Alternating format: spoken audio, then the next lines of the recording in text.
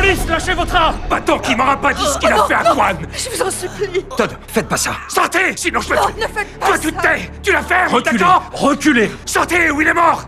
Parle! Dis-leur ce que t'as fait à mon fils! Les renforts sont entrés par la porte arrière pour détourner l'attention. Ils en ont profité pour avancer et contrôler rapidement la situation. Le couple Marsden a été ramené au commissariat. Dans la salle d'interrogatoire, ils ont tout avoué. Le contact Harris leur donnait 500 $ par enfant. Chaque transaction était initiée par lui. Il fixait aussi le lieu. Le numéro de téléphone changeait chaque jour. La police ne pouvait pas le localiser. Heureusement, grâce aux caméras des anciens lieux de transaction, la police a rapidement identifié la cible et a fait une descente sur sa plante. Un homme inconnu a tenté de fuir par la porte arrière. Burgess l'a poursuivi sans hésiter et l'a arrêté. Où est Clyde Dupré? Je sais pas qui c'est! On vous a vu sortir de chez lui. Il a tout déménagé ce matin! J'ai cru que je pouvais prendre ce qu'il avait laissé! Je fais la manche dans la rue! La police a trouvé un indice clé dans un sac poubelle. Shelter Street. C'est une plateforme du dark web créée par Harris pour faciliter la vente d'enfants. Il avait déjà vendu 18 enfants via cette plateforme. Ah, il y en a 18. C'est un malade. Il a fait un site de replacement d'enfants pour trouver ses produits et ensuite il les vend aux enchères sur le darknet. Il y a écrit « Les enchères se terminent dans 19 minutes. Le lieu de retrait de la marchandise sera notifié au gagnant.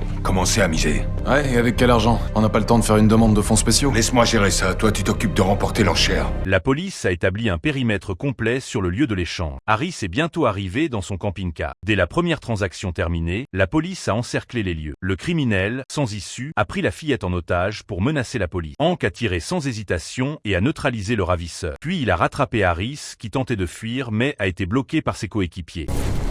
Où sont les autres gamins? Dans le camping-car! Ce n'était clairement pas la réponse que Hank voulait. Sa colère s'est enflammée instantanément, il comptait le faire parler sur place. Ses coéquipiers sont intervenus à temps pour empêcher son comportement excessif. De l'autre côté, Adam a ouvert la portière et a sauvé les enfants à l'intérieur. Dans la salle d'interrogatoire, Hank a exigé que Harris révèle où se trouvaient les autres enfants, ainsi que les mots de passe de ses autres plateformes sur le dark web. Harris a demandé des avantages en échange. Hank lui a menti en disant qu'il pourrait survivre à la prison du comté de Cook. Mais Harris ne comprenait pas du tout à quel point cet endroit est terrifiant. Quand tu seras incarcéré, tu seras placé avec tous les autres. Et s'il y a une chose que je peux te dire, c'est qu'il y a un tas de gars méchants là-dedans. Tu vois, ils ont leurs propres règles, leurs propres codes de conduite. S'il y a bien un truc qu'ils détestent, c'est qu'on s'en prenne aux enfants. Ceux qui font ça, ils leur font subir un tas de trucs. Ils les torturent, ils les violent. Hank lui demande à nouveau de lui remettre l'objet. Il pourrait alors faire subir des représailles à Harris. Sinon sa vie en prison serait un enfer. Après avoir entendu les murmures du démon, Hank lui donne 30 secondes pour se décider. Terrorisé, Harris avoue tout sur le champ.